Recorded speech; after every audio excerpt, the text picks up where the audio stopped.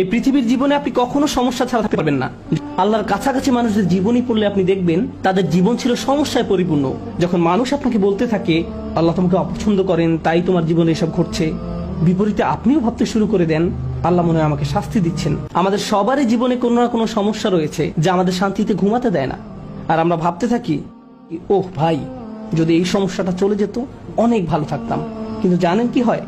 যদি এই সমস্যাটা চলে যায় পরবর্তীতে আরেকটা এসে হাজির হয়। আর যখন নতুন সমস্যা এসে দেখা দেয় আপনি ভাবেন পূর্বের সমস্যাটা আরো সহজ ছিল। এটা তো অনেক বড় সমস্যা। আপনি যদি আল্লাহর উপর ভরসা রাখতে পারেন আল্লাহ আপনাকে কি দিবেন? তিনি আপনার সমস্যা শেষ করে দেন না। এই পৃথিবীর জীবনে আপনি কখনো সমস্যা ছাড়া থাকতে পারবেন না। যদি সমস্যা চলে যেত তাহলে ইয়াকুব আলাইহিস সালামের জন্য আমাদের তুলনায় অনেক আগেই সেটা দূর হয়ে যেত।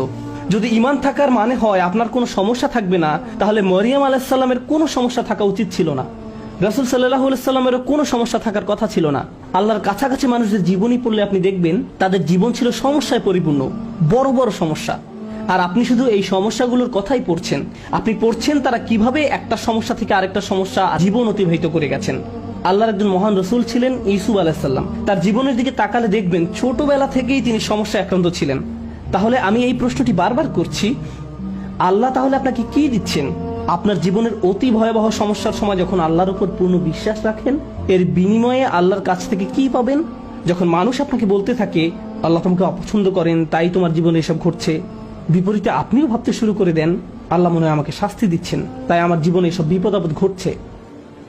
সেই মুহূর্তে যদি আপনি আল্লাহ সম্পর্কে সুধারণা পোষণ করতে পারেন, আল্লাহর প্রতি ভালোবাসা, নির্ভরতা এবং বন্ধন বজায় রাখতে পারেন যে না, আল্লাহ আপনাকে কখনো ছেড়ে যাবেন না, এর বিনিময়ে তিনি আপনাকে কি দেবেন? তিনি সে লোকের হৃদয়কে পথ দেখান।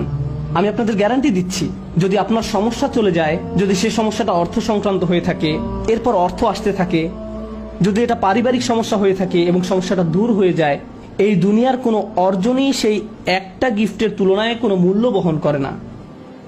আর সেই একটি গিফট হলো ইয়াহদি কলবাহু, তিনি সে লোকের হৃদয়কে পথ দেখান। আপনার অন্তরে প্রশান্তি থাকবে। জীবনে যাই ঘটুক না কেন আপনার মুখে তখনও হাসি থাকবে। তখন মানুষ আপনার দিকে তাকিয়ে বলবে, আরে তুমি হাসছো কেন? তুমি কিভাবে ঠিক আছো? দেখো না তোমার কি অবস্থা হয়েছে।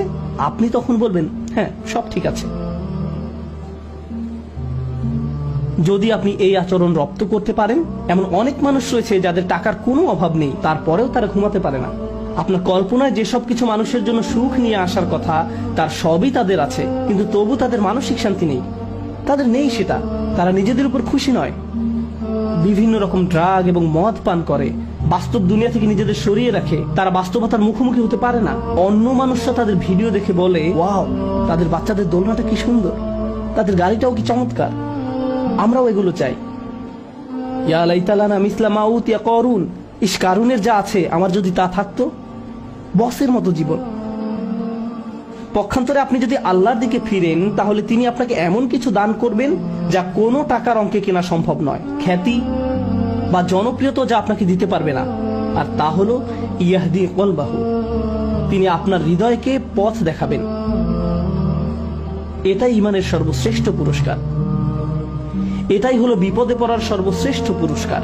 এখন আলোচনার উপসংহারে এসে বলতে চাই, মানুষ অনেক সময় বিভিন্ন সমস্যা আটকে পড়ে।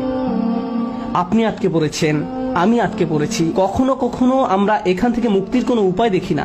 ওই পরিস্থিতিগুলো হলো আমাদের আল্লাহর পক্ষ থেকে সর্বশ্রেষ্ঠ উপহার দেওয়ার একটা উপায়। ওই পরিস্থিতিগুলোতেই তিনি আমাদের অন্তরগুলোকে পথ প্রদর্শন করেন। আমরা যদি কেবল সেই পরিস্থিতিগুলো ব্যবহার করে আল্লাহকে পেতে পারি, আল্লাহর সাথে কথা বলতে পারি, এর জন্য আপনাকে আরবি জানতে হবে না, এর জন্য আপনাকে অনেক বেশি কুরআনও জানতে হবে না। জাস্ট আল্লাহর দিকে প্রত্যাবর্তন করুন আর বলুন, ইয়া আল্লাহ, আপনি তো সর্বশ্রেষ্ঠ পরিকল্পনাকারী।